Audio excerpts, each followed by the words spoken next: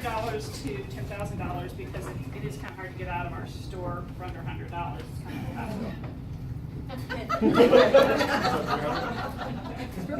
okay, just quick about me. I moved to Colorado when I was 11 years old. I moved from Southern California, and about 100,000 other people did that same year because we had an earthquake. And moved up, go from Southern California, shopping malls, a bunch of people, moved to Conifer. So, you know, if that didn't make us all need counseling, like, where's the 7-Eleven? There's one. Lived up there. I went to Evergreen High School, and then I went to Pomona High School down here when our family lost our home from some ruthless builders. And then I attended Arapahoe Community College, and I have a degree in interior design and fine arts. And that gets me into the lighting business because way back when, 1976, they did not teach lighting in the interior design classes. Still candle making? So yeah, was like, because everything is in foot candles. But, so they didn't teach anything about lighting. So when I graduated, I thought, you know, I think I'm going to try to work at a lighting store. Well, at that time, I met my husband, and we had fallen in love, and he was already moving back to Ohio because he was going to attend the University of Toledo, which of course is a very prestigious school. worth going back to. So I think he was best. Yes. So we moved back to his hometown, Toledo, Ohio, and I was actually working at a Kmart in the lighting department. So that was my start.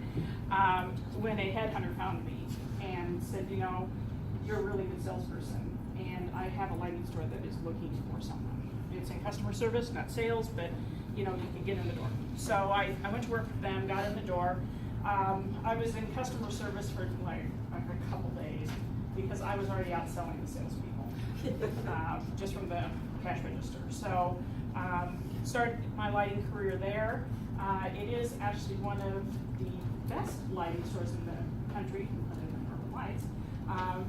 Very, very much willing to train their employees. And I think that is very important in the lighting industry because it is a blind item for all of you, that when you come in, you need to know, we know what we're talking about. That we know the lights that you need, we know how much light you will need, how to use the lights, how to control the lights. So they taught me a lot. Then we got married. Very next day, moved to Cleveland, Ohio. You know, because that's also beautiful. I actually liked Cleveland. It was a cool town. It's very diverse. They have areas that are the Italian area and the Polish area, and so it was a really fun town. 1 year later, it's like we were on this downhill slide. We moved to Pittsburgh. Don't know if you've been there. It is literally hell on earth.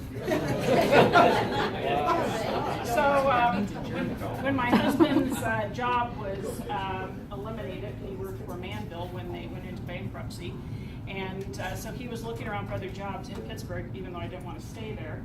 And he luckily said to a guy in an interview, "Gosh, if this job was in Denver, it would be the perfect job." And they said, "When can you move?" So we got to move back, so very happy. So I've worked at a couple lighting stores in Denver, and I hate to say some of them have failed. In fact, 3 of them actually ended up going out of business, but it's in the building industry, we're very tied to recessions and good times, and it's either yay or uh-oh, my car payment. So a lot of the businesses have gone out of business. It's a very cost prohibitive business. I mean, it costs a lot to have a lighting store. The overhead is incredible. But after joining BNI, which I had reconnected with Mike, and Mike invited me to a BNI meeting, and even though I'm not a founding member, I was in the first extravaganza. So it's been low, and I believe Lowell little bigger. A little bit. Yeah. And so I've been here almost as long, and have enjoyed every bit of it.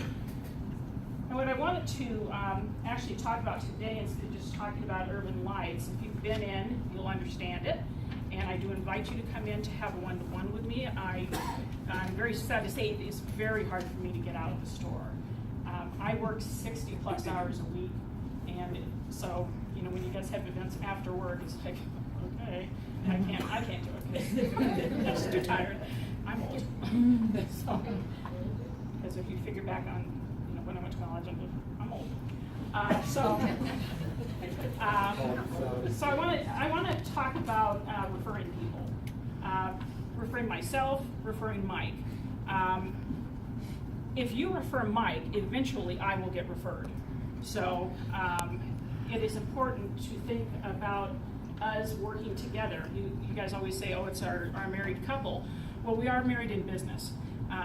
We really rely on each other for our referrals.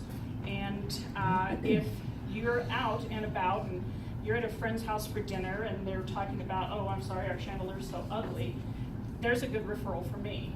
I mean, it's a simple thing. It's a chandelier. I can get them a chandelier probably that day, hand it to them, and then I will set them up with Mike to get it installed. You just need to continually think about that everywhere you are. Looking at spaces.